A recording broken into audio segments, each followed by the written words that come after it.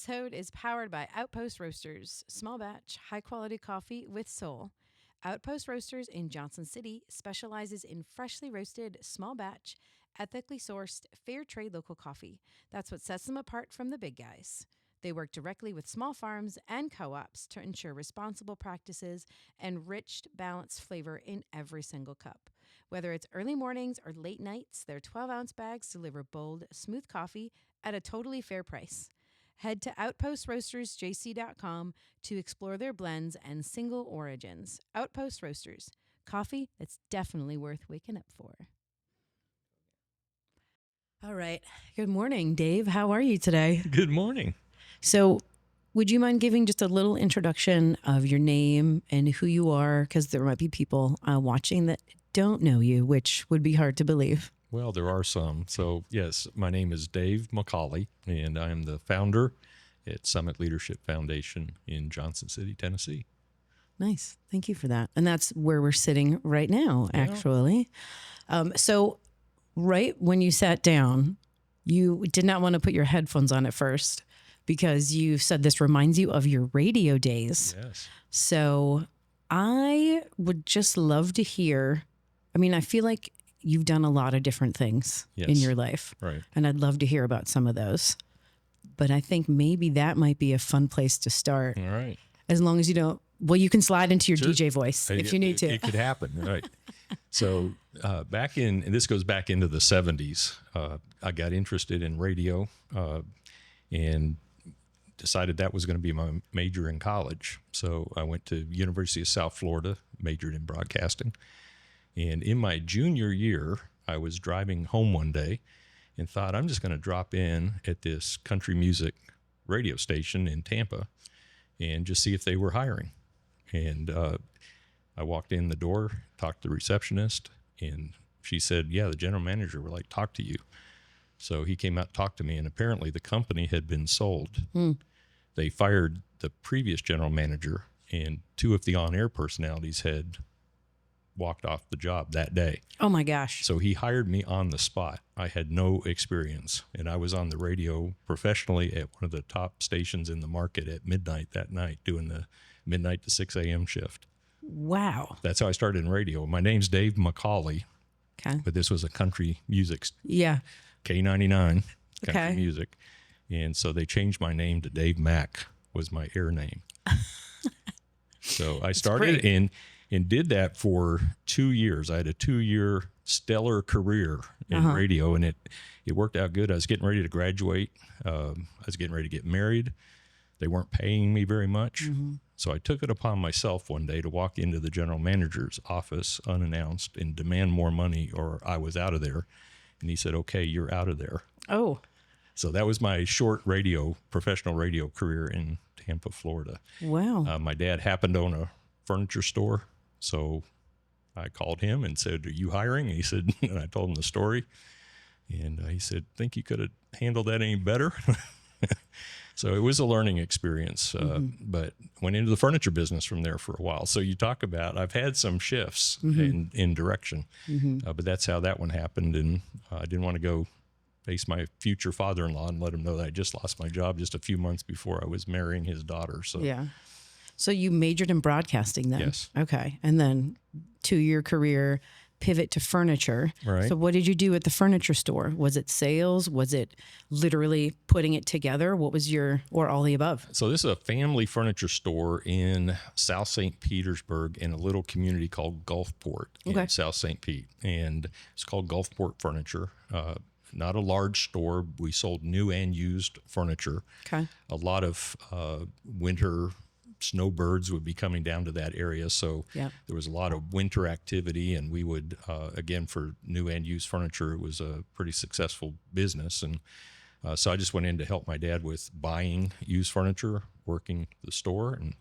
And then one of my memories of that store was my first year after I had a year. I had lots of learning experiences. My next one was the next summer when my dad put me in charge of the store for 3 months. And I had about 9 months experience. And I had a salesman came in that had an offer on some sofas he wanted to sell me that were closeout sofas. I couldn't see what the fabric was. They were just 40% off. Okay. That 40% off seemed like such a good deal to me. So I went for it. I had to buy 12 of them to get the 40% off deal. So as time went by, my dad had gotten back from his summer trip when those sofas arrived, and they were all velvet sofas. Man. What color? Black, red, green, and yellow. Oh, all right. So we had three of each. All right. But I learned a valuable lesson that day, and my dad, I remember, as we were unloading those off the truck, he put his hand on my shoulder and said, "We're putting this down to education expense." Yeah. But I learned a lot in radio, a lot of life lessons in furniture business. So that was in my early 20s. When I was 27, I bought my own furniture store with my dad's help, and it was called Sofa City. Okay. Was that in Florida as well? That was in Florida. That was in Largo, Florida. Oh, okay, yeah. Just between St. Petersburg and Clearwater on Starkey Road. And anyways, ran that business for several years. But when I bought that, one of my stories I tell with that is I bought the business. It was an elderly couple selling it. And they had a brother, one of the owners, her brother was Carl, and he was 64 years old. And he needed a job for 1 year until he could get on Social Security. So when I bought the business, I got Carl with me. Fortunately, Carl was a nice, he wasn't a very good salesperson, but he was a very nice person. So we had Carl for a year. He came with the package on the sale of the business. Yeah, why not? Yeah. I mean, he could just tell stories and hang out on one of the couches. That's fun. So then where did you grow up in Florida as well? Yeah, so there's another twist. I was born in Toronto, Okay. Ontario, Canada. Grew up in a small town called Newmarket, just a little bit north of Toronto. My dad was in furniture business in Canada, and in the 60s, him and my mom would visit Florida, and it was starting to boom down there, and they bought a house down there and applied for American citizenship, or for as a immigrant, basically. And so we came in as resident aliens, was what the title was at the time. And so we moved to Florida on my 13th birthday. Oh, wow. Happy birthday. Happy birthday. Welcome to Big Florida. change. And it ruined my hockey career, but ended up in St. Petersburg, Florida. And but a few years later, that's where I met my wife in a church youth group when I was 14 and she was 12, and we just kind of became friends in the youth group. And so that was a blessing out of that big move. Yeah. But then my dad restarted a furniture store in Florida. He just wanted to get away from the frozen north. Yeah. Well, I mean, and that's literally like Big polar move. up. Well, actually, no, I guess it's more like this, not like this. Yeah. But pretty straight down. yeah. And so I understand that because I grew up in the Midwest as well. So Wisconsin and Minnesota. And then I moved to Florida also. Okay. Yeah. And so, it's so interesting because hockey, in Canada and the Midwest is huge. Big part of the culture. Yeah. Yeah. And it's just one of those things where, because there's so much water and it's always frozen, so you just ice skate and you have some fun. So it's quite a culture shock to go from that to Florida, where it's literally just sunny and flat all the time. Yeah. But it's funny. So I still have family that's down in Tampa. And we actually just went for Christmas this past year, and it was just fun to see friends because I was in Florida for my 20s as well. Yeah. So the formative years, if you will. So Toronto, Florida, Right. and but now we're not sitting in Florida. We're back in Tennessee, which is We're in halfway. Tennessee. Halfway. We're almost exactly halfway between St. Petersburg and Toronto. Are you trying to work your way back up? Work it back up. Yeah. Okay. So, anyways, so the rest of the story, I got my own furniture business, and 27 years old, did that for several years. When I was 30, Dallas Theological Seminary out of Dallas, Texas, was starting an extension campus in Tampa. Okay. And I thought, well, that'd be interesting to take some seminary classes. So I started doing that when I was in my early 30s. And during that time, started getting a passion for doing things more in the nonprofit ministry world, and had an opportunity, still had the furniture store, but I had a staff running it. Ended up going to seminary, graduating, and then I went to work for an organization called Moody Bible Institute. Oh, They're yep. headquartered in Chicago, but they have a 37-acre campus down in St. Petersburg, Florida, called the Keswick campus. Is it still there? It's still there. Oh, okay. But Moody has since given it, there was a radio station there, so we're going to loop back into radio here in a minute. There was a conference center in a Christian school with about 800 students, K through 12. So they approached me. We had two of our boys in the school. Okay. And they approached me about coming and helping them with some of their fundraising, development, public relations in the community, come in with my business experience just to help them a little bit with what they were doing at the school. So I went on staff at the school for 3 years and worked for Moody, and then worked with the radio station as part of my job. So I got to loop back in there, help them with some of their on-air fundraising marathons they would do, and helped and did a program with the school where I'd interview kids. So it was kind of like this. I would bring kids in from, there was primarily the 4th, 5th, or 6th grade classes that I worked with, and those are fun interviews. Just talk to kids about things there. And so I do interviews with kids from the school. And so we did that program for during that whole time. And then I've got in the community, meet with business leaders, nonprofits leaders, church leaders in the community. And one of the ways I'd start the conversation, just tell me a little bit about yourself. What are you passionate about? And I would hear them share things about, at-risk youth or single parents, hear things like, food insecurity, just all the different causes that are in a community. And over months of doing this, I would run into people that had similar passions.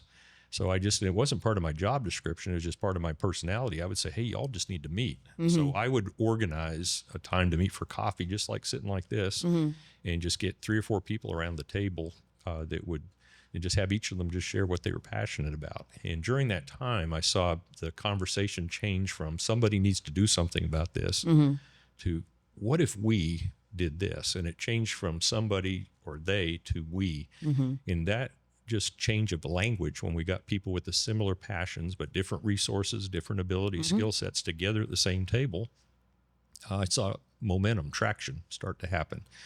And so I started thinking, well, how cool would it be to have an organization that's main purpose was to connect the right people and the right resources? And that was the original thought of Summit Leadership Foundation. And so I went and met with my boss. He was very supportive. I said, hey, I've got this idea of something I want to start. And he said, well, sounds great. And I was telling him about it. And I said, I'm going to call it Faith Leadership Ministries. And he said, no, don't call it that. And I said, why? He said, the acronym is PHLEM. So I never called it Faith Leadership Ministries, but I had the idea in my head and started working on it down in Florida. And then it was a few weeks later that Moody Bible Institute has regional meetings around the country for their leadership. And he was invited to a meeting that was in Elizabethton, Tennessee at Moody Aviation, where for years, they moved to Spokane, Washington back in 2005, I believe it was. But prior to that, they were in Elizabethton, Tennessee, and they trained over 80% of the missionary pilots around the world. So he was at a meeting there with other Moody leadership folks, and somebody announced that they were looking for an executive director for a local retreat center over on Roan Mountain.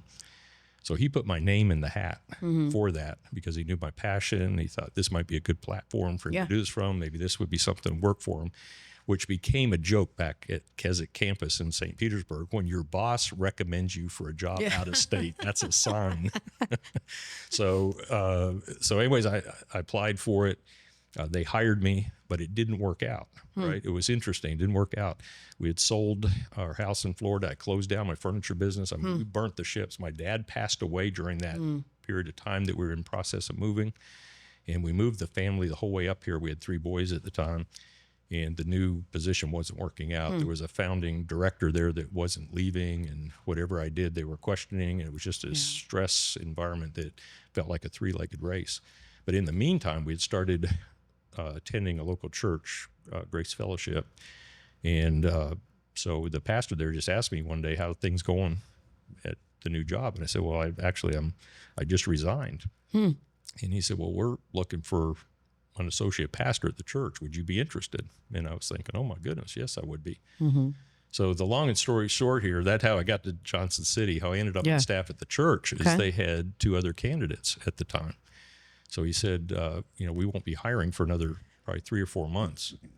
So he said, what are you going to do in the meantime? Well, I had retail furniture experience. So I told him, I said, it's the end of the year. I'm thinking Christmas season. I'll just go get a retail job. I'll be fine. So that's how we left it. I applied for that, put my name in the hat. They had 2 other candidates for it, and they would be making the decision over the next 4 months. So a few days later, I get a phone call from one of the people at the church, and their custodian had just left. And they said, we know you're in transition out of work. would you be interested in custodian job? I said, sure, I'll take that. Yeah. If you ever owned your own business, you know how to be a custodian. I'm just saying, it just comes with the territory, right? You take care of things in the building and facility. So I thought that'll work. That would be good. And so in short term, we can do that. So they met with me and they said the one thing, however, is we have 2 other candidates for the associate pastor job. So we don't want you to be talking about the fact that you applied for that.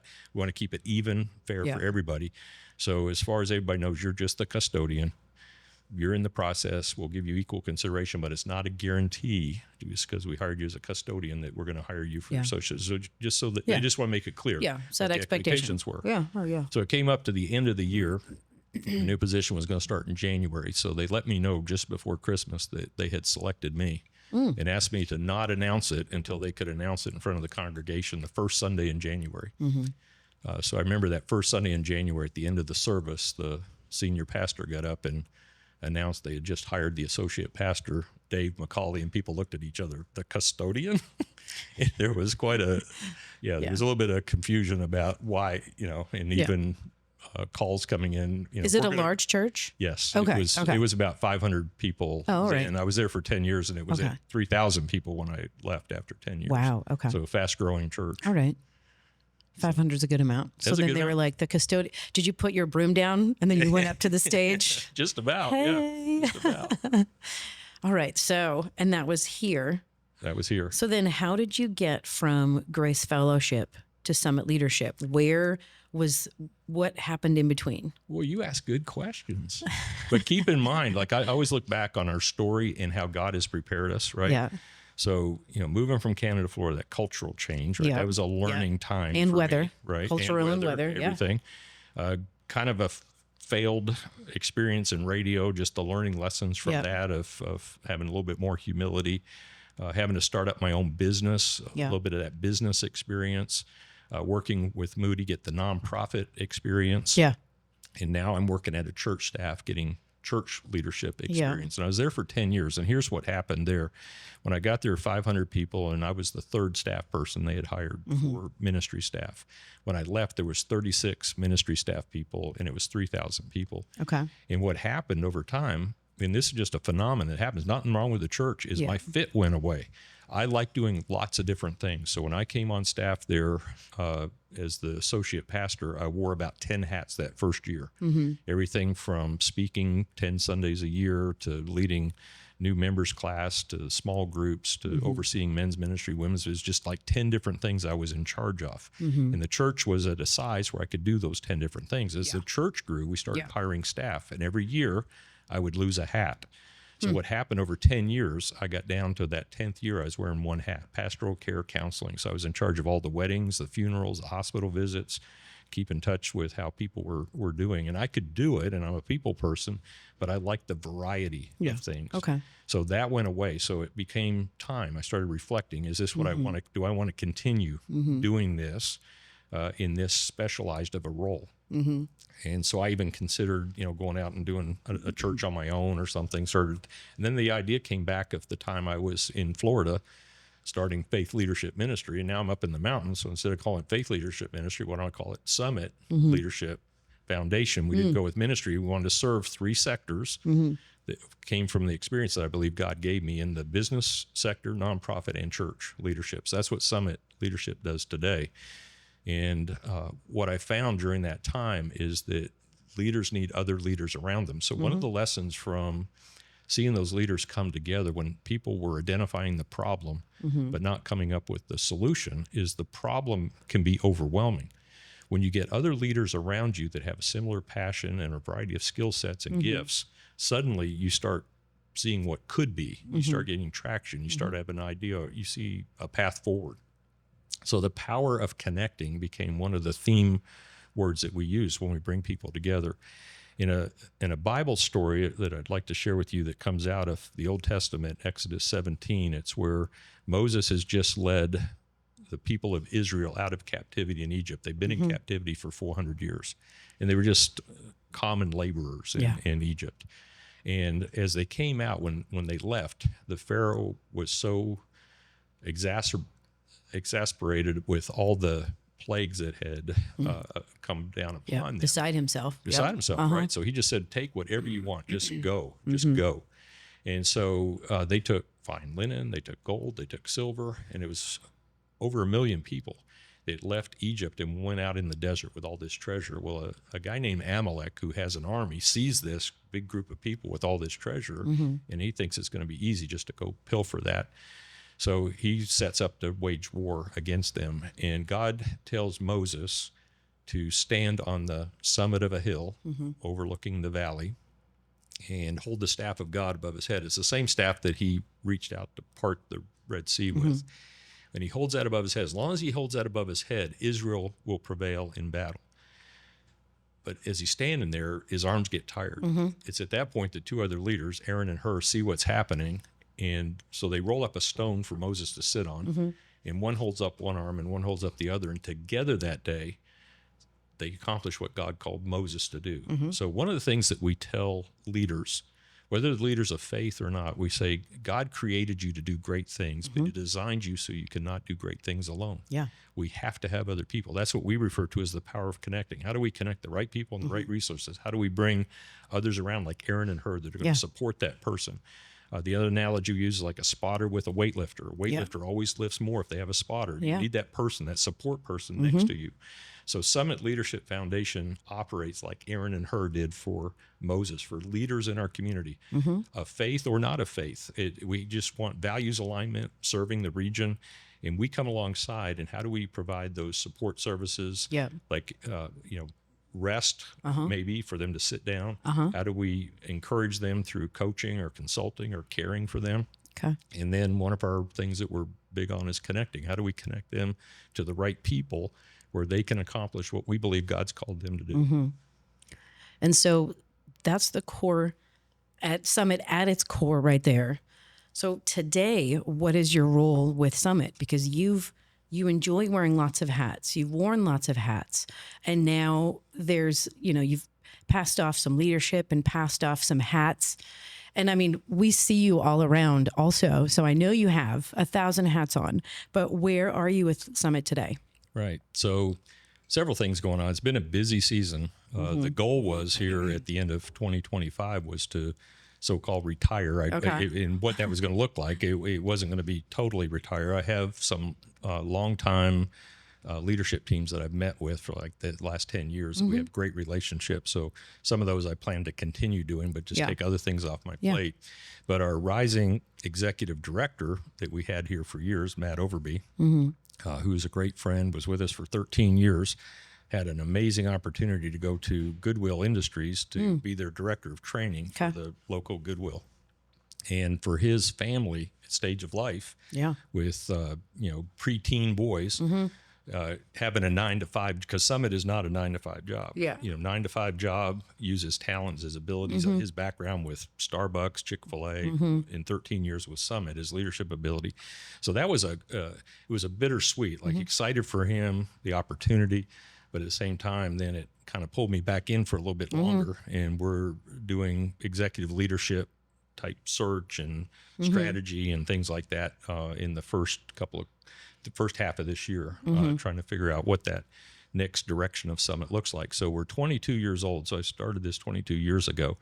And what we see today, I got asked this in a meeting a few months back where somebody said, is this what you envisioned when you started? And the answer is yes, this is what I envisioned. It was like the vision. The problem is I didn't vision way beyond this. And I've been doing this for 22 years, and lots of things have changed. Technology, culture, how we communicate, workforce issues and development, and AI, and all these different things that are converging, right? So one of our questions right now is, what does it look like for Summit to lead in this space with the same core values, but what does it look like going into the future? What does it look like? I just had a conversation just the other day with somebody who's really involved with AI. And he's saying all the things that AI is going to solve, the one thing that it probably can't do is that interpersonal connection and human support and touch, right? So what does that look like for Summit? What's the role in the next? So we're bringing people to the table over the next few months. not myself, right? I've just helped them facilitate this because I'm not going to be here to see that happen. And people tend to support what they help to create.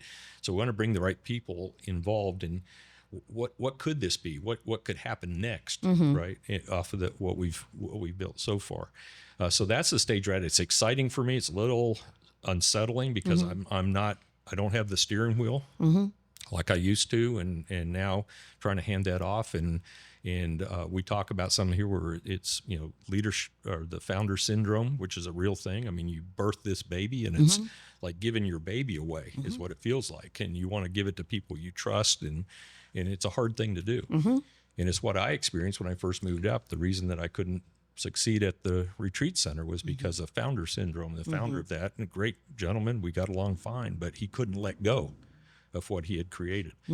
So with that challenge, that's always in my mind, trying to balance that. How do I let go, but how do I help set the organization up for success in the future? So that's where I am now. So have you considered a radio show, and then you can just kind of like I just want to be a guest on podcasts. So one, it's funny you say that too, because one of the lines in radio is when you start a radio program, it's like having a baby. Now you have to feed it, you have to change it, you have to tend to it all, because it just requires a lot. So I'm more than welcome to be I'm a grandfather now too, so it's a lot easier to be a grandparent, and you go in and out of the situation without all the responsibility. So that's how I see, if I'm going to do any more broadcasting, it'll be being a guest on someone else's show. Yeah. It's always fun, right? Yeah. How many grandkids do you have? 2 grandsons. Okay. So we've got 3 grown sons, one physician, he's in Philadelphia. Okay. He's done a lot of international medicine with Doctors Without Borders, been all over the world. And he's in Philadelphia now. And then middle son is a civil engineer. He's in Las Vegas, works for an organization called Kimley Horn. And then we've got our youngest son and his wife met in ROTC. He was Marine Corps. She was Navy. He's now out of the Marine Corps. She's a Navy officer. She's a nurse. And they're in Okinawa right now. For how long? 2 grandsons. So they come back to Charlottesville, Virginia, this summer of 26. Nice. And she's doing training as nurse practitioner training. So she'll be stateside for several years doing that training. And so now it's a lot easier drive for us just to go see them in Charlottesville than a 26-hour trip. Yeah, you don't have to cross any oceans. Right. Time difference. So how did that work out with being Navy? And did you say he was a Marine? Yeah, he's a Marine Corps. Yeah. How did that? So the Marine Corps is kind of, they're separate division, but they're kind of under the Navy. They're married to so the Navy provides all the medical services for Marine Corps. Okay. So anytime you have a Navy base, there'll be Marine Corps presence. Okay. And our daughter-in-law, who's amazing and is a naval officer, actually got her Marine Corps pin as a Navy officer, which means she had to go through all the requirements to be a Marine Corps officer, all the physical tests, everything. So she completed that about a year ago. And got her Marine Corps pin because she does a lot of work with Marine. Okay. So she does a lot of stuff where they set up, like I think about the old, and I'm probably not explaining this exactly the right way, but the way I think about it is like the old MASH thing where you're setting up these remote medical places. So they do drills all the time, and she commands those drills and works with a lot of Marines to go in and set up those facilities. Okay. So they go around the islands around Japan there and set these things up as exercises and different things that they do as part of their training. So have you visited them every place that they've been? Yes. And what's your favorite place that you've visited them at? Rota, Spain, south of Spain, right on the Mediterranean. It's absolutely beautiful. Yeah. And Gibraltar is short drive from where they were, and that was fascinating. And Madrid, and just I love Spain. Okinawa, the people in both places were amazing as far as culturally and everything. But getting to Rota, Spain is about 6 hours traveling, 6 or 7. Okinawa is like you a get a little bit of layover sometimes, but it's then the Okinawa is like a full day, and you lose a day, or so it's a little different travel. Well, and I think that growing up in the 80s, when I hear Okinawa, I just think of Mr. Miyagi. Yeah. Because I'm like, I never heard of Okinawa when I was growing up. Yeah. And then it's like, somebody says that. It's like, oh, yeah, Mr. Miyagi, Okinawa. got it. Yep. So it's just really funny, and I doubt they filmed it there, but it looked beautiful. Yeah, well, it is a nice place, and the people are wonderful. The hospitality and everything it's a good place. Yeah. So what is your wife's name, and what does she do? Is she involved in Summit at all? Is she just, besides helping and supporting you and your boys and being a grandma also? Yeah. So, her name is Susan. Again, we met when I was 14 and she was 12, and we're in youth group together for a long time, and just got to know her family, and they started inviting me over for dinner, and it just became and just merged into a, hey, do you like me? And those conversations you typically have as teenagers. Was it a letter? Do you like me? Do you like yes or no? Check the box. I think we did have something like that. I remember back in the day with the landline days. Yep. A lot of people can't remember, and we would be on the phone. The long cord. Yeah, we'd be on the long cord, which was the invention of the 70s, the new technology to get in the other room. Go in the other room with the long cord, shut the door, and we'd be on the phone, and in probably an hour, we'd say 10 words. We were just somehow connected, right? Yeah. So there's a lot of silence, but it would just be, and I just remember those days early on. But yeah, we had kind of really grew up together, if you will. And she went to nursing school, became a nurse. Oh, okay. And so she's an RN. And when she moved here, worked with the local hospital system. And she got into health and wellness education. So the mall at Johnson City had a health resources center in the mall that she ran for several years. And it was just a community place where people could come for education on health issues, meet with a nurse if they had questions.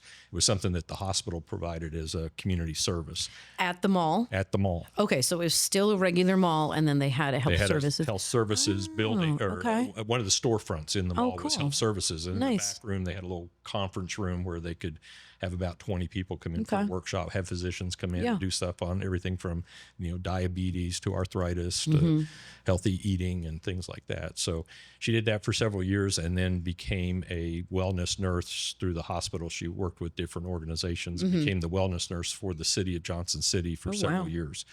And that's just helping them with any questions they had. And it was part of their insurance package, if you will. The healthier you are, the better insurance. So it was kind of an education / business plan piece for the city, just to help the entire population just be healthier. Yeah. Right. So she provided education classes, screening classes, things like that for the employees. No, I always get surprised because when we first moved to the Tri-Cities, I don't even remember what we went to the Johnson City Mall for, but we had to go there for something. And we were like, okay, the mall. Like, malls have been dead for years. Right. I mean, it's just not, with all the shopping online and next day delivery, people just don't go to the malls. And I remember growing up and going to the malls, like, we had the long phone cord, and you would maybe pick up a friend, go to the mall, and hope to see some of your friends there. And you would just walk around and have the best time. And then the malls died. And then, I don't know where kids go these days to hang out with each other anymore, but I guess they all have phones. So when we went to the Johnson City Mall, it was literally like being transported back in the 90s. Yeah. We were so excited because we were like, oh my gosh, this is a mall that still exists. Like, it was super healthy. Everyone around, like, vibrant life, shopping, having food, like, talking. We didn't necessarily notice people like this, I'm sure they were. I'm not saying they weren't, but we were shocked. Right. We were like, this is amazing. And then there's so many little things like that for us about the Tri-Cities that we are like, oh, so fun. And it's fun for us because we have small boys. And so we want them to experience some of that too. And we're like, yes, we found a mall that's still alive, whereas everywhere else in the world, they're dying, or at least, here. So that's really funny that you mentioned that they have health services. Do they still have that there? I don't think I've seen it. No, they don't have that. Okay. They should bring it back. Some changes in leadership with the hospital system and that change. But just to loop that back into Summit, is the mall at Johnson City was one of our clients for many years. Oh, no way. The COVID years, right? Okay. During COVID years, hit the mall very hard. Yeah.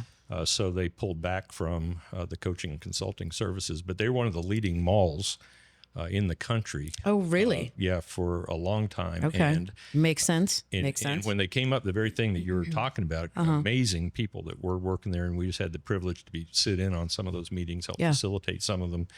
But they went with a kind of a touch, smell, experience kind of. How can we help people touch, smell, experience things when they come to the mall? Because those are the things you can't do online. Exactly. Right. So they started bringing in extra activities to the mall, even, like festival type stuff outside the mall, things to serve families, the mall walkers, which a lot of malls do, but they had a real, and when the Health Resource Center was there, the mall walkers was a whole group of people that come there before the mall opened, and they use that as an indoor walking track, could come by, get their blood pressure checked. And it was just there was a momentum to it. So having like the food court area and events there, I mean, they just ran a very amazing, and had an amazing team at the time, and we just went in to help them with team building and communication, and so I got to work with them for a while. But an amazing team. But yes, it's one of those experiences. You go in there, and it's still one of the top malls. It's really a well run business. Yeah, while other malls are closing, and I'm sure that COVID was the linchpin also for a lot of malls, unfortunately. But yeah, it's fun. It's fun to go there and just experience, and it's fun. We have that a lot here in Johnson City, and it's been fun to, from business perspective too, to be small business owners and then meet the other small business owners of some of these places. It's like, oh my gosh, I love this place. And now I know the owner. And so I know who I'm contributing to. Like I know who I'm helping. I know, and so it's reciprocal. It's really cool to be able to like be an adult in that scenario and be like, oh, cool. All right, cool. Because sometimes, we don't feel like adults, right? We don't feel like our age. Yeah, this doesn't, somehow my mind doesn't, my body reminds me though of how old I'm getting. But you say that because I've seen this in you too, is that relational component that we long for, especially in the age of technology that we live in today, is those personal connections. Yeah. And we think one of our values at Summit is be relational, not transactional, in how we do things. But when you know the owner, it makes a difference for how you experience that particular business, right? And like just recently, we got a new roof put on our house, and I know the owner, right? And so I want to do business with him for that reason, but I also know that he's going to treat me really, really well, right? And had this amazing experience. And I'll give them a plug, Redemption Roofing. But I mean, it's just an amazing company, their communication and everything. But when you know the owner, like when I knew the owners at the mall, right, or the people, not the owners, but the people running the mall, and you get to know them, my experience at the mall was totally different. When I walk in there, I felt a sense of partnership with helping with this, and you just see that, and you all do that. You and Brian do that so well in the community of knowing, like even today we're doing Outpost Coffee and just talking about Gary and Gary and when you know the owner, and how do we make those? There's power in those connections and taking the time to do that, and that's what we see Summit as, is this kind of central hub for connecting, right? For sure. And the only way, and one of our goals is to help leaders collaborate, to work together, like when we get people around the table with similar passion. But the only way you can collaborate is if you have relationship. Relationship has to come first. And as we get to know people and start seeing what their strengths are, we connect to them, you have that chemistry with them, then you want to work together, right? You just can't force it. You can't just force collaboration. So creating those relationships and knowing people and knowing the owners is important. Yeah, when we had businesses back up in the Northeast, it was always interesting trying to meet people and trying to be a part of that business culture, because not saying that it's not found up there, but it was hard for us to identify with people and be like, hey, we're small business owners. And even though we might not be the same business owners, it was very calloused and cold. Like, oh my gosh, you're going to take business from me. And it's like, we're not even in the same stinking industry. I don't even know what you're talking about. And so it was really hard for us to make those relationships. And so it's like, how can you further your business if you can't make relationships with people? How can you further yourself anyways as a human? Like we're supposed to be relational. We're not supposed to be like this all the time. We need that face to face. And so we found that when we came here, we were super like, at first we're like, okay, do we do we do this? Do we do this? And so Summit has been awesome for us because we feel like, oh, okay, Right. cool. Oh, there's a networking event and it's actually networking. We're going to get to talk to people, and people, instead of just being like, oh, wait, what do you do? Oh, you're going to take business from me. Never mind. People are like, oh, what do you do? Okay, cool. How can I help you? Or Right, what can I, when then we're like, wait, what? Yeah. And then then we want to reciprocate and be like, oh, okay, how can we help you? You know, how can we have you on a podcast? How can we hear your story? How can we get you connected with other people to share your business, share your story, share how you got to where you are? And so it's kind of fun for us to be able to to do this podcast and get that personal touch, get that relational feel, and to then help people in a way that Brian and I enjoy doing it. But maybe one of these days we'll get Brian on here. I don't know. Yeah. Good luck with that one. He prefers to be behind the camera. Yeah, but that's a good example about all the different gifts and abilities, right? I can't do anything close to what Brian does and his artistic and technical skills and everything else. But and you're good at getting in front of the crowd and talking. But I do remember one meeting where you dropped him off and he had to speak in front of the group. Right? But you know what? He did good. He did good. Right. Baby steps. Yeah, that's right. Play to our strengths. But it's just really funny. He just prefers to be that way. And now he's probably like, you know, looking at us like, dang it, Leah, what the heck are you doing? Sorry, he's drinking his coffee back there. Yeah. But yeah, you mentioned Outpost Roasters too. Gary is one of our sponsors for the podcast, which is fun. And we love drinking his coffee, and he's just so wonderful, him and his family, and going to Open Doors and having some coffee and knowing that person that owns Open Doors, you know, and we go to Redeemer, and he goes to Redstone, which was part of Redeemer back in the day. And so it's just really cool to meet these people and be like, oh, okay. Oh, and we just have like ping, ping, ping, ping, ping, all these things that are in common. And even just a lot of families. We found that there's a lot of really cool families, and there are so many fun family-friendly events to go to. Right. And we've even brought the kids here to Summit several times, and they're not running around right now. It'd be pretty loud. Yeah, love having your boys over here. Yeah, they love seeing Mr. Dave. They were asking about you this morning. But that's another quick example. When we tell our stories, we start finding commonalities, right? So even with somebody from Toronto, or somebody in radio, somebody in furniture, somebody in church leader, you get these connecting points with the stories. With Gary, when he came in, one of the things that we do here too is we help incubate new businesses and new nonprofits, help provide some guidance, sounding board. Again, the spotter with the weightlifter, they're doing the heavy lifting. Yep. But Gary is one of those people I'm really proud of what he has accomplished. He came about 3 years ago, and I've known Gary for years.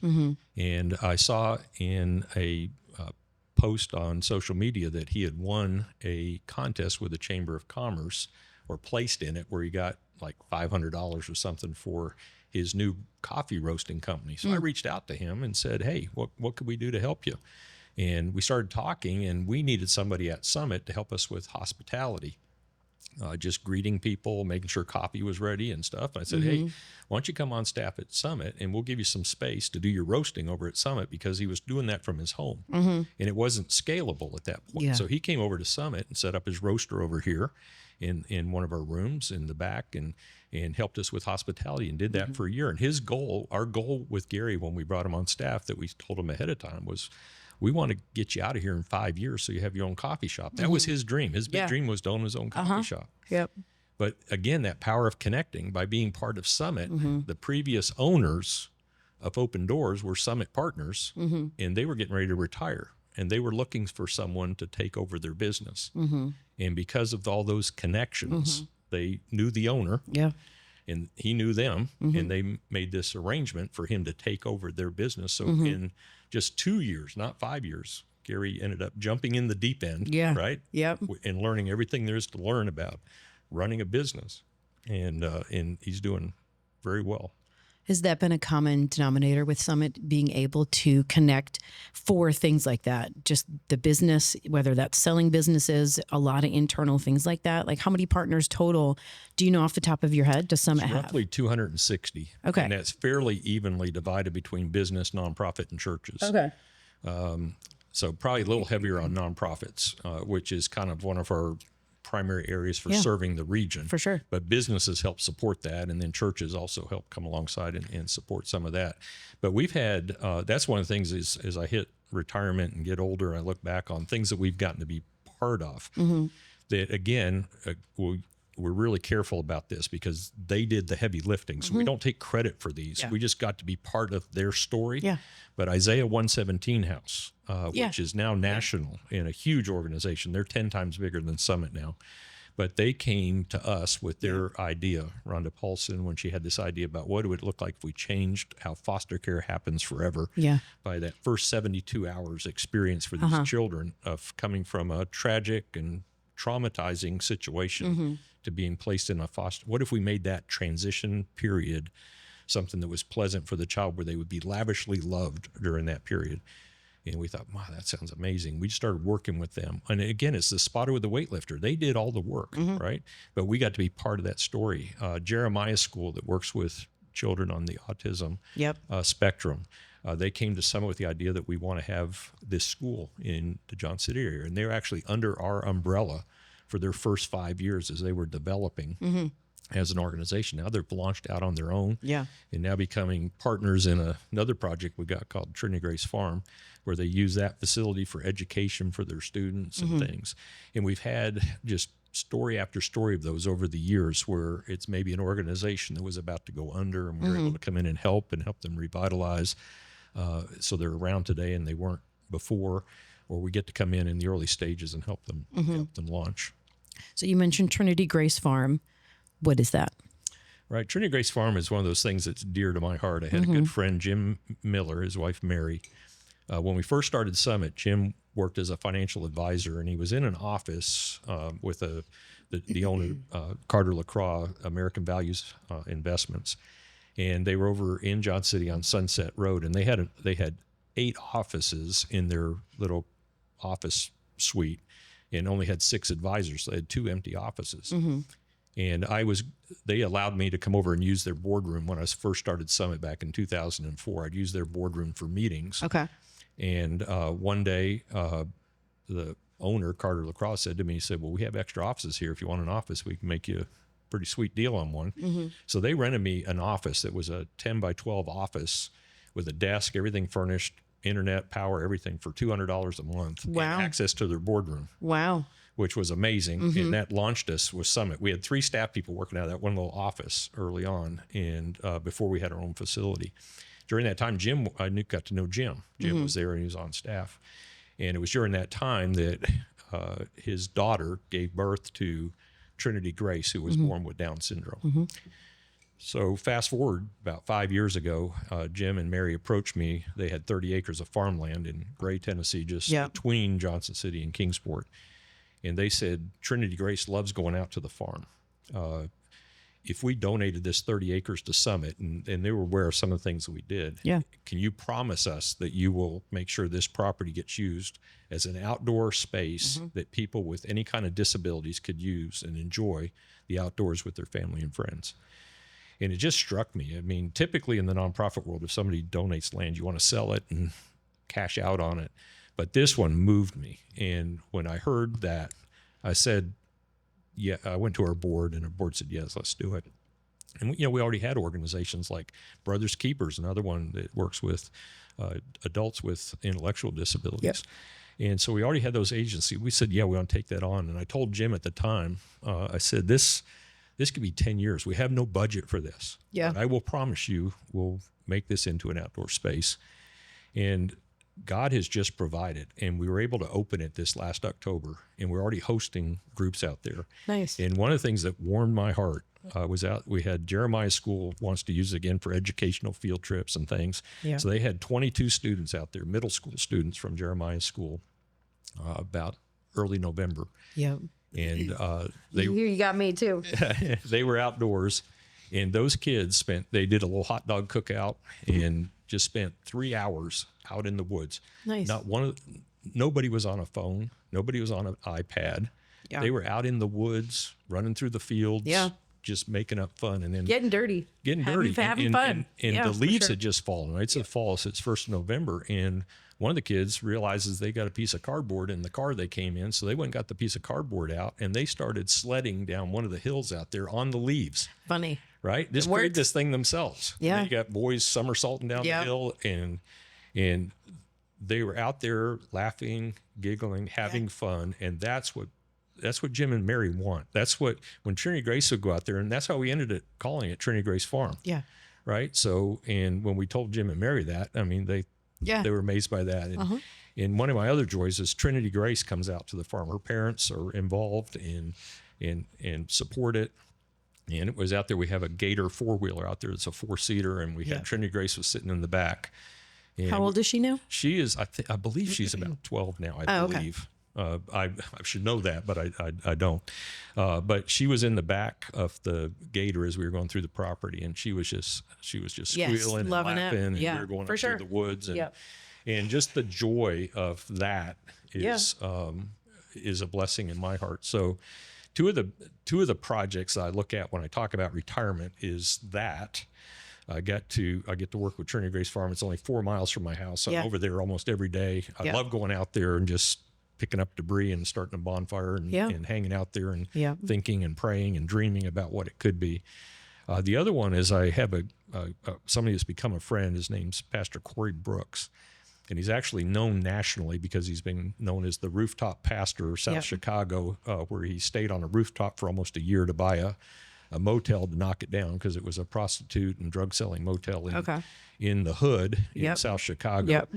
And anyways, over the years, we became friends online. He had gone to Dallas Seminary, and our Dallas Seminary, you talk about stories connecting. We connected around that. And so I was friends with him online, and just a little over a year ago, he reached out and asked me if I would be his coach to help him because his organization is growing like crazy. Okay. Just coach for the business in general? Yeah, coach for so he pastors a church and has Project Hood. But Project Hood has grown to this, they're finishing up a $55 million community center in the hood of South Chicago called Project Hood. And people can look that up, just Google Project Hood. But right now, Pastor Corey Brooks is walking across America to raise money for that project.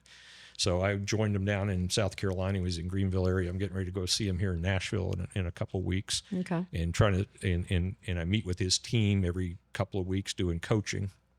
But I just finished a book called Lead with Focus and Design. But he's asked me to come in, and I'm going to be working with young men and women coming out of the hood to teach them leadership principles where they can become leaders in their community. And it's just one of my passions that I've got in my retirement to sit down and the amazing young leaders that I've seen that are in the environment that they've grown up in. And some of the natural leadership things they developed is they are natural innovators. They have natural tenacity. They have dreams. They have all the things to make a leader that make great leaders right in the hood that they've grown up with. And they just need some frameworks to work around. And so the Lead with Focus and Design book was written with them in mind. And Pastor Corey Brooks wrote the foreword to the book. And we want to use those principles of creating the right frameworks and common language to help leaders succeed. And so that's one of the things I'm excited about. I do some things virtually with them, but then travel up to Chicago. And it's one of my passion projects that I'm working on in retirement. And that's what I call them. Like I have my grandsons, that I'm very proud of and love my grandsons. I also want to have leadership grandchildren. So those that are going to carry on after I'm gone, but a whole next generation of leaders. So leadership grandchildren are when you raise up leaders that then raise up leaders. And those leaders they raise up become your leadership grandchildren. And as I'm getting older and sitting in a rocking chair on my front porch, those are the things that bring me joy when I look at Isaiah 117, I look at Jeremiah School, I look at Brothers Keeper, which is dear to my heart, amazing organization. Look at Project Hood, look at these different things that I get to be a part of. And then to watch the next generation of leaders at Summit Leadership take it to where it's going to go next, which is way beyond anything that I could have dreamt back in 2004. Wow, 2004. Long time ago, it feels like. Sometimes it does, sometimes it doesn't. But it's just so funny. Time does fly. The days, the expression, The days are long, the years are short, and it's very, very true. So then with all the evolution that's happening with Summit and with your side projects that you have going on, where do you see yourself in this, like the next 5-year transition? Are you slowly trying to pull away from Summit to help with those passion projects and set them up for success and still be somebody that can be, whether that's on the board here or just a sounding board for the next generation here in the next 5 years? What are your thoughts on that? Again, you ask really good questions. So the key to that, I think, is going to be going through the strategic planning process that we'll be doing in the next couple of months here. And I've got to kind of pull back from that. Again, that founder syndrome is a real thing, right? Yeah. And I feel the tug of it to jump back in. I'm trying to manage that tension is one of the things we talk about here, is I want to give the history. I want to give my input. So we're kind of at that place at Summit where I've just requested, I just want to be heard. I want to give my input of what the history is and why we do things a certain way. But when it comes to making the decision, you make the decision. I've got to pull myself away from being the decision maker and steering the organization. That is hard. That is really a difficult transition to try to make. So as I start doing that, and I've already started doing that with Matt Overby when he had this opportunity come up and it worked out. So now I'm back in a little more than what I have been the last year. But my goal would be probably trying to pull out before the end of this year as far as being on payroll, being on staff, being involved in day-to-day things. And I would just be that outside person they could call if they need help with something. It's kind of like raising our own children when they're going to move into some form of independence. You know, the kind of that stage when they get their driver's license and you can't be with them all the time. And they've got to learn. And some of the ways we learn is by making mistakes. For sure. And probably the most, that's how I get experiences, by making mistakes. So I can share with them. And it's John Maxwell has been one of my mentors. And one of the things he says is you can always learn from your mistakes, but it's so much better to learn from someone else's mistakes, right? And if there's some way they can learn from my mistakes, I want to share that with them, that experience with them. But they're going to have to make some of their own mistakes. And I've got to be able to sit back enough to let that happen. And that's not always easy. Right? It's for like sure. a child falling and skinning their knee or falling off their bike as they're learning to ride the bike. Nobody rides their bike perfectly the first time, right? But they get back on and they eventually get it. So we're kind of at that phase with Summit right now. And that's the thing I need wisdom and prayer for and support with and accountability with, is try to help me navigate that baton handoff, right? So if you think about the Olympics, that you've got that crossover period where you got to hand off the baton. You got to be at the same speed. And then the next runner takes it. And so that's where we're at, handing off that baton. So you mentioned that you had written a book before, and Pastor, what was his name? Pastor Corey Brooks. Brooks, okay. Right. Wrote a foreword. How many books have you written? So total between me and John Maxwell, we've written 90 books. He was written 88, 102. Right? Okay. So my first one is Summit Life Today. Okay. Which is it's 101 kind of devotional style leadership, inspirational leadership lessons. Okay. And they're 2 pages each. All right. You can open a meeting or a team meeting with it or use it like a devotional, but it has a Bible passage, a quote, and then a leadership principle. Okay. And there's 101 of those. Back in the 70s, there used to be a lot of 101 things. It's kind of like just giving you a little extra. All right. Don't give you 100, we give you 101. So I kind of flash back to the 70s. So it's 101 inspirational lessons. But that takes somebody, if you're doing one a week, you got kind of 2 years worth of material. Yeah. But we got some of the companies I work with, Tricom Builders is one of them.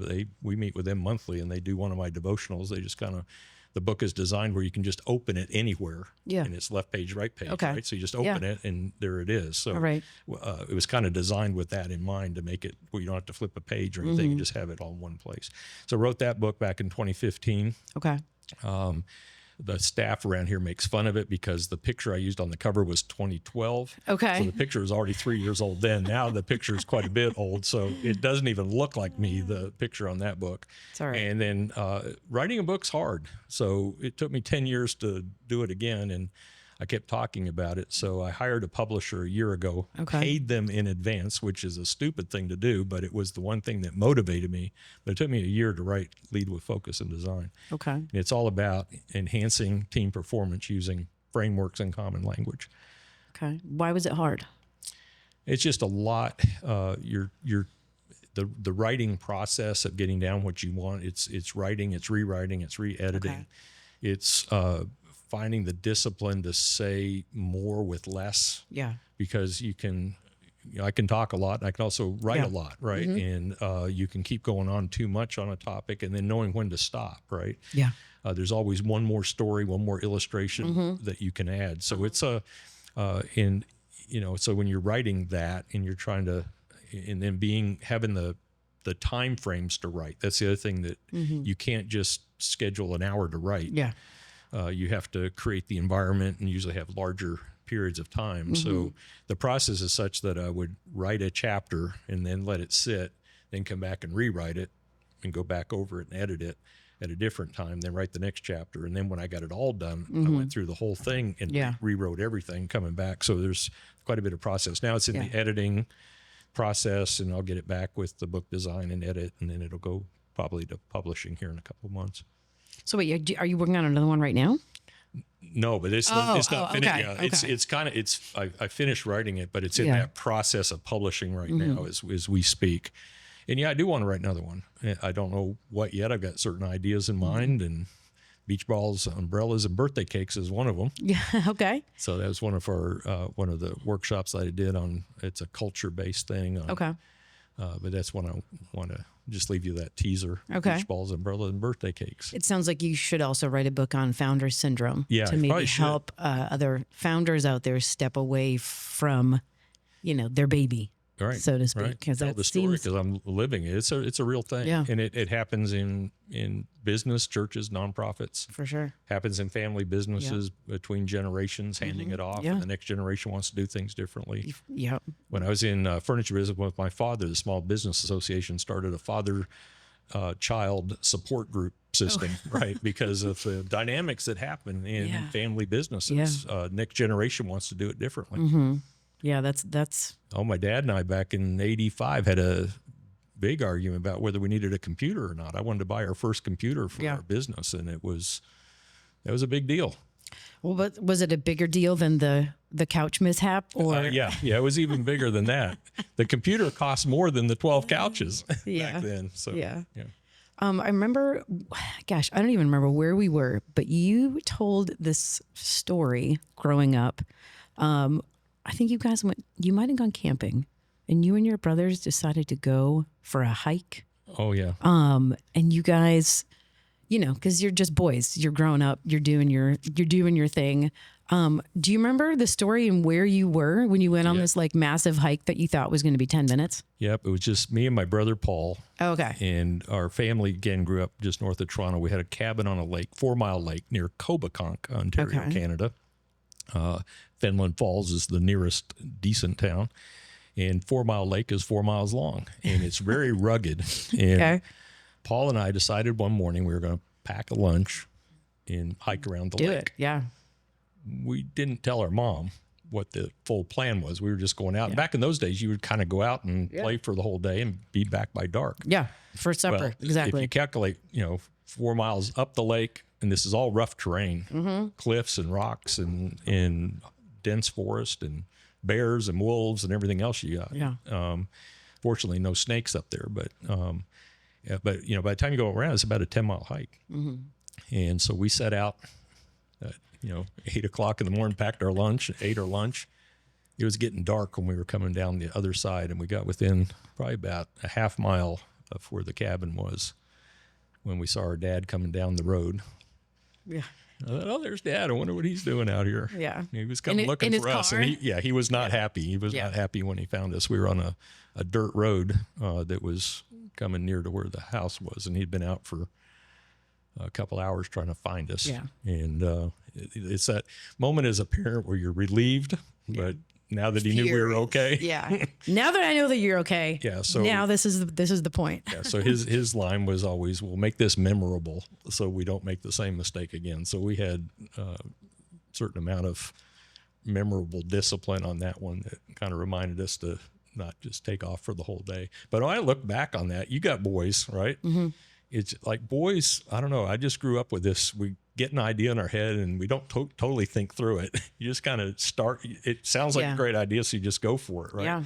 And so we thought it was a good idea, and I brought my brother Paul along, and we made it. So it was your idea? It was my idea. Okay. Paul just followed along. Did you guys get into a lot of trouble when you were younger? Did you do a lot of off-the-cuff stuff like that? It was so 3 boys. So my youngest brother Steve, who lives locally, my brother Paul lives Winston-Salem area. Are you pickle in the middle? Or are you oldest? I'm the oldest. Oh, okay. And All right. So, all right. So you're the Steve ringleader. and I call our middle brother. He's the smart one. He has a PhD in exercise science. He worked in Hollywood for years and was a trainer for the stars, like some big stars like Tom Hanks and Chevy Chase and all right. and Anthony Hopkins. I mean, just several people that he worked with out there. And then he retired as a university professor in exercise science. Oh, okay. Was his degree.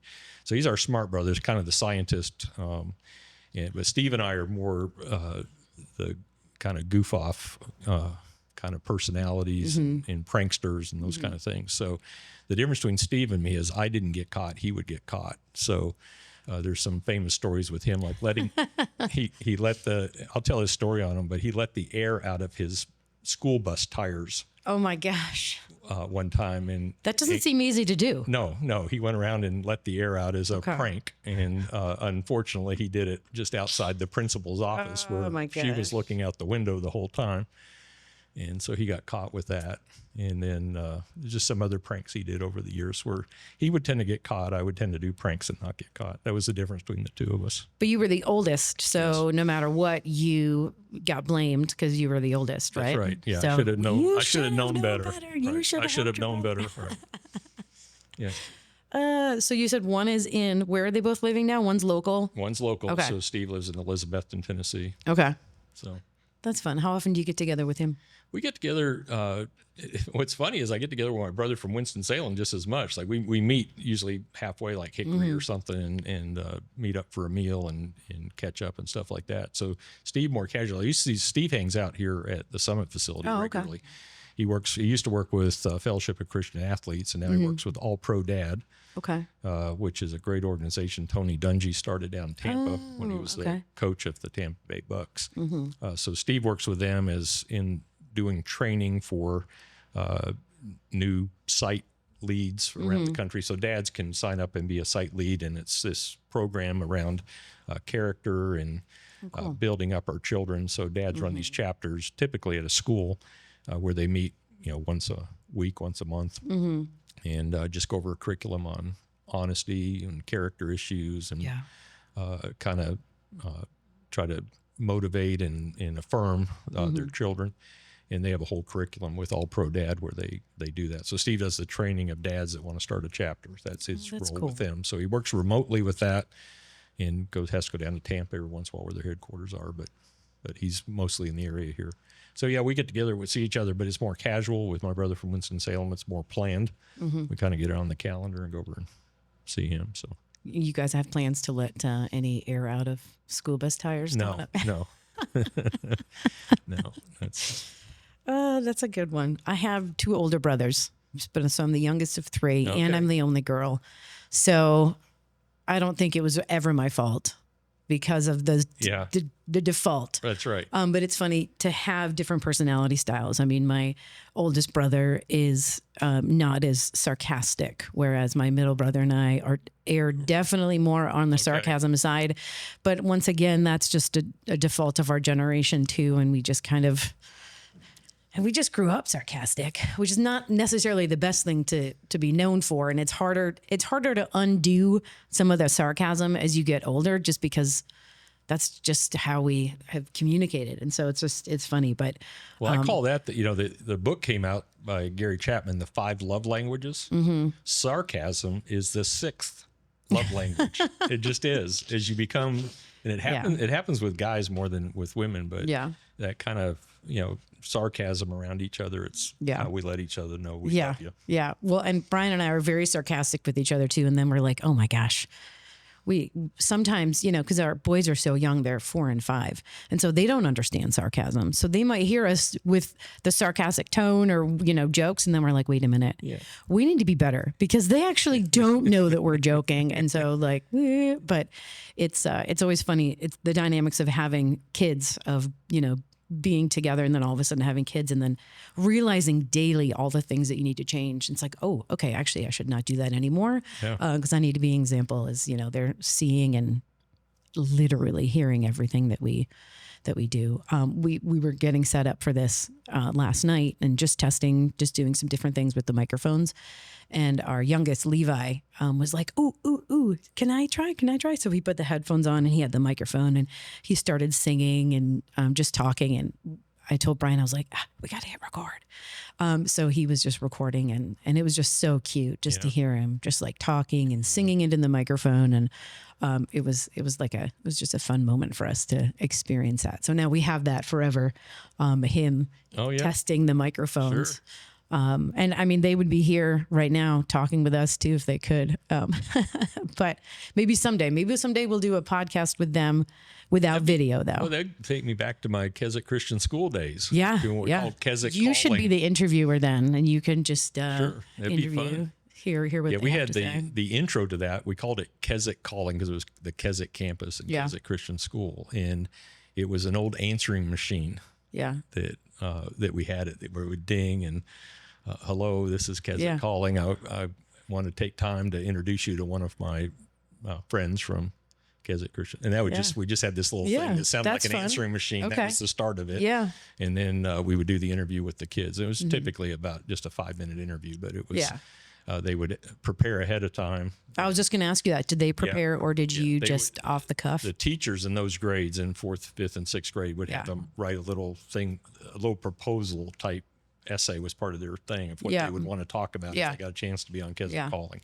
And so then they would submit those to me and I'd pick 1 or 2 of them to do interviews with from each of the classes. But it'd be out like what they want to be when they grow up or some cause that they wanted to support or talk about that was important to them. And and so it was a fun little, because you get their it's amazing what comes out, and even some wisdom coming out of some of them when we ask them questions. So, what did you want to be when you were young? Were you like, I want to do this when I grow up? Professional hockey player growing up, and I was and I started skating when I was about 5. Had friends with, you talked about lakes and ponds. We had friends that would freeze up their backyard. Yeah.